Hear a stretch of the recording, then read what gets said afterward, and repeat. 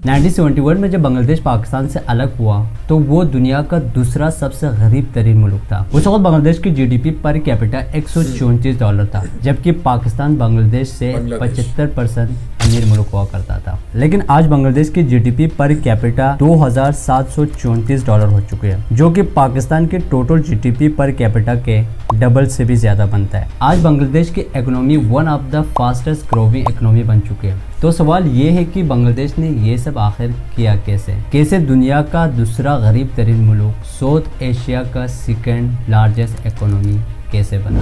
अस्सलाम वालेकुम व्यूअर्स, मैं हूं एहसान खान और आप देख रहे हैं हमारा यूट्यूब चैनल एहसान रिएक्शन विद एहसान। मैं उम्मीद करता हूं आप जहां भी होंगे एंजॉय करते होंगे, मज़े में होंगे और फिट फाट होंगे। व्यूअर्स, बहुत ही इंटरेस्टिंग वीडियो है ये। असल में ना कंपैरिजन किया गया है, पाकिस्तानी मीडिया की वीडियो है बांग्लादेश का और पाकिस्तान का।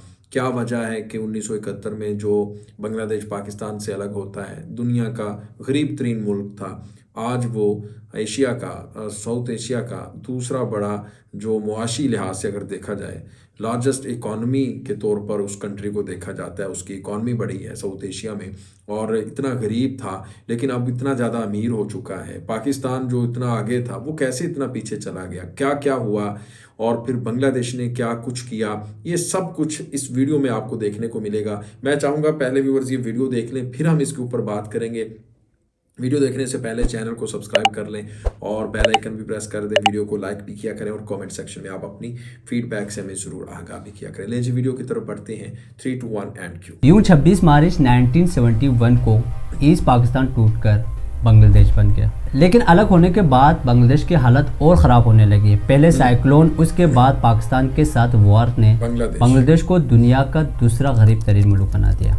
यही वजह थी आज़ादी के कई सालों बाद तक बांग्लादेश दूसरे ममालिक पर डिपेंडेंट रहा। लेकिन 1980 के बाद से बांग्लादेश की हालात बदलने लगी, उसकी इकोनॉमी भी धीरे धीरे बढ़ने लगी। और इन सब के पीछे 5 मेन फैक्टर थे जिसने बांग्लादेश की इकोनॉमी को पूरे साउथ एशिया में सेकंड लार्जेस्ट इकोनॉमिक पावर बना दिया। पहला फैक्टर जिसने बांग्लादेश की इकोनॉमी को बूस्ट करने में मदद किया वो था मैन्युफैक्चरिंग। बांग्लादेश ने भी दूसरे एशियन ममालिक की तरह अपने इकोनॉमी को ठीक करने के लिए यही तरकीब आजमाया, यानी उसने भी लो स्किल मैन्युफैक्चरिंग शुरू किया। स्पेशली मुल्क में कपड़ों के कारखाने लगाए, जो उसके लिए बहुत फायदेमंद साबित हुआ। इसीलिए अगर आप दुनिया के किसी भी शॉपिंग मॉल में जाए और वहाँ से कोई कपड़ा खरीदे तो मैक्सिमम चांस है आपको वहाँ मेड इन बांग्लादेश का लेबल का कपड़ा देखने को मिले, क्योंकि बांग्लादेश दुनिया का सेकंड लार्जेस्ट एक्सपोर्टर है कपड़ों का। यही वजह है दुनिया के बड़े बड़े शॉपिंग मॉल में आपको मेड इन बांग्लादेश के लेबल के कपड़े देखने को मिलेंगे। बांग्लादेश की गारमेंट एसोसिएशन के मुताबिक मुल्क की टोटल जीडीपी का 10% इन्हीं मैन्युफैक्चरिंग इंडस्ट्री से आता है,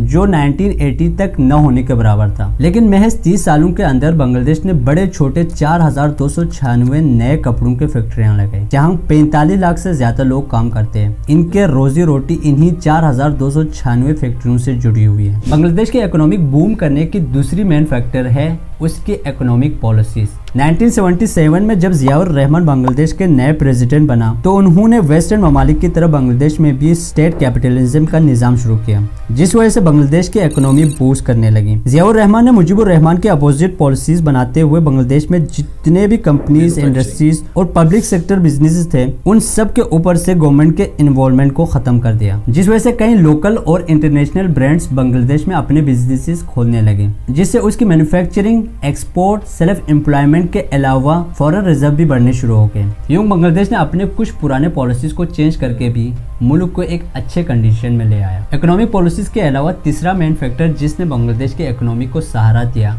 वो था बांग्लादेश के एग्रीकल्चर सेक्टर। बांग्लादेश ने अपने एग्रीकल्चर को बेहतर बनाने के लिए फर्टिलाइजर, पेस्टिसाइड्स के अलावा फार्मिंग मशीनें भी दूसरे ममालिक से इंपोर्ट करने लगी, जो 1980 तक बांग्लादेश में बैन था। इसके अलावा गवर्नमेंट ने हाइब्रिड सीड भी इंपोर्ट किए ताकि कम टाइम और कम जगह पर ज्यादा से ज्यादा फसल उगाया जा सके। इस तरह एग्रीकल्चर टेक्निक में भी कुछ चेंजेस करके बांग्लादेश ने अपने इकोनॉमी को अच्छे खासे इंक्रीज किया। आज बांग्लादेश का 40% जीडीपी इन्हीं एग्रीकल्चर सेक्टर से आता है। चौथा फैक्टर जिसने बांग्लादेश की इकोनॉमी और गरीबी को सहारा दिया वो था उसकी एनजीओज। 1980 तक बांग्लादेश की इकोनॉमी बहुत अच्छा बूम कर रहा था, लेकिन 1983 में जब मिलिट्री डिक्टेटरशिप ने बांग्लादेश पर कब्जा किया तो तो नया सदर बांग्लादेश के आर्मी चीफ हुसैन मोहम्मद बने। उन्होंने देखा कि उसकी गवर्नमेंट के लिए मुल्क की गरीबी, बढ़ती हुई बेरोजगारी और हेल्थ केयर को ठीक करना बहुत मुश्किल होता जा रहा है। इसलिए उन्होंने बहुत सारे एनजीओज को बांग्लादेश में इन्वाइट किया और उन्हीं एनजीओज में से 2 एनजीओज ने पूरे बांग्लादेश का नक्शा ही बदल दिया। उनमें से पहला एनजीओ मोहम्मद यूनुस नामी एक यूनिवर्सिटी प्रोफेसर का था, जिसने अपने गांव के गरीब लोगों को बहुत करीब से ऑब्जर्व करके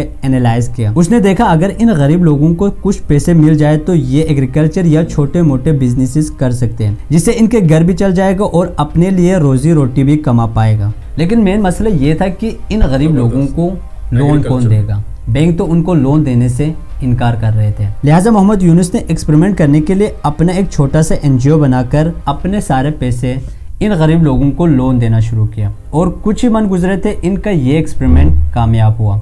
लिहाजा इसने माइक्रो क्रेडिट शुरू किया, यानी उसने अपना एक छोटा सा बैंक टाइप बैंक बनाया जहां से ये गरीब लोग 5-5 के ग्रुप बनाकर यहाँ से लोन ले सकते थे और उन लोन से ये लोग छोटे मोटे कारोबार शुरू करते और बाद में सूद समेत इसी एनजीओस में जमा करते थे। इस तरह मोहम्मद यूनुस का ये फार्मूला काम करते रहे और कुछ टाइम बाद गवर्नमेंट के साथ मिलकर इस एनजीओस ने पूरे बांग्लादेश में काम करना शुरू किया और देखते देखते कुछ ही सालों में बांग्लादेश जहाँ पहले गरीबी 75% थे वो कम होकर 45 पर पहुंच गया। इसके अलावा दूसरा एनजीओ ब्राक था जो मेनली बांग्लादेश के हेल्थ केयर पर फोकस कर रहे थे, जो घर घर जाकर लोगों को अवेयर करते थे। इससे बांग्लादेश को ये फायदा हुआ कि पहले जो औरत 7-7 बच्चे पैदा करते थे, इस एनजीओ की मुहिम की वजह से कुछ ही सालों के अंदर ये कम होकर 2-2 बच्चों पर पहुंच गए और इसी एनजीओ की मदद से बांग्लादेश अपने डेथ रेशियो को काफी हद तक कंट्रोल करने में कामयाब हुआ। इसके अलावा 5वां फैक्टर जिसने बांग्लादेश की इकोनॉमी को सहारा दिया वो था फॉरेन वर्कर्स, जिन्होंने बांग्लादेश की फॉरेन रिजर्व को बढ़ाने में बहुत ज्यादा हेल्प की। 1980 के बाद पूरी दुनिया में इकोनॉमिक डेवलपमेंट की वजह से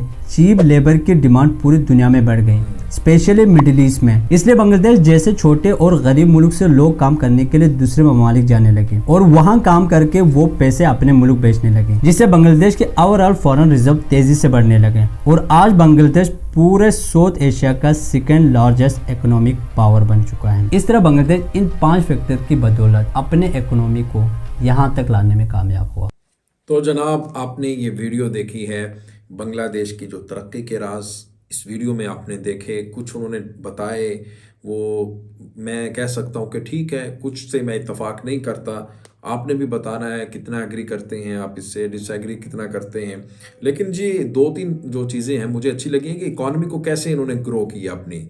नंबर 1 वो मोहम्मद यूनुस साहब का जो फार्मूला था वो बड़ा ही शानदार था। कैसे उन्होंने जनाब एक एनजीओ बनाई, फिर उसने एक अपने तौर पर लोगों को लोन देना शुरू किया और फिर उससे लोगों को सहारा मिला एक एनजीओ के ज़रिए और लोगों में एक शऊर पैदा हुआ ना, लोगों ने काम करना शुरू किया उसके ऊपर। फिर आपने देखा कि सबसे पहले तो जो मैन्युफैक्चरिंग, फिर टेक्सटाइल इंडस्ट्री को बूस्ट मिला, मेड इन बांग्लादेश। अब कहीं भी जाएंगे आप मेड इन बांग्लादेश आपको वो प्रोडक्ट्स मिल जाएगी। फिर आप देखें कि इकोनॉमी की जो पॉलिसी है उसके ऊपर उन्होंने बड़ा काम किया, दुनिया को मजबूर किया और कि आए आप बांग्लादेश में इन्वेस्ट करें, बड़ा सेफ मुल्क है। फिर आप देखें कि एग्रीकल्चर के अंदर वो काम उन्होंने कर दिए, बड़े इनकलाबी रेवोल्यूशनरी स्टेप्स लिए बांग्लादेश की गवर्नमेंट ने, जिसकी वजह से आज आप देख लें कि बांग्लादेश राइस खुद प्रोड्यूस करता है, ओनियन खुद प्रोड्यूस करता है, नहीं तो वो डिपेंडेंट था किसके ऊपर, भारत के ऊपर। तो अब जनाब उन्होंने इसमें बड़ा अच्छा काम किया है। फिर आप देखें कि एनजीओज वगैरह वो एग्रीकल्चर के अंदर 40% आपने वीडियो में भी देखा कि जीडीपी के अंदर वो हिस्सा डालता है। तो अब बहुत ही अच्छी ये वीडियो थी व्यूअर्स कि बांग्लादेश कैसे दुनिया का फिर दूसरा गरीब मुल्क था और अब देखें साउथ एशिया में दूसरा लार्जेस्ट कंट्री के तौर पर उसको देखा जाता है। उसकी इकॉनमी कैसे ग्रो कर रही है, फास्टेस्ट ग्रोइंग इकॉनमी भी देखें कैसे उसकी ग्रो हो रहा है। हर चीज़ में बांग्लादेश जनाब आगे चलता हुआ नज़र आ रहा है। आए रोज़ कोई ना कोई उसके बारे में अच्छी न्यूज़ देखने को मिलती है। व्यूअर्स आपका इस वीडियो के बारे में क्या कहना है बताइएगा। मिलेंगे इंशाल्लाह नेक्स्ट वीडियो में, तब तक के लिए अल्लाह हाफिज़।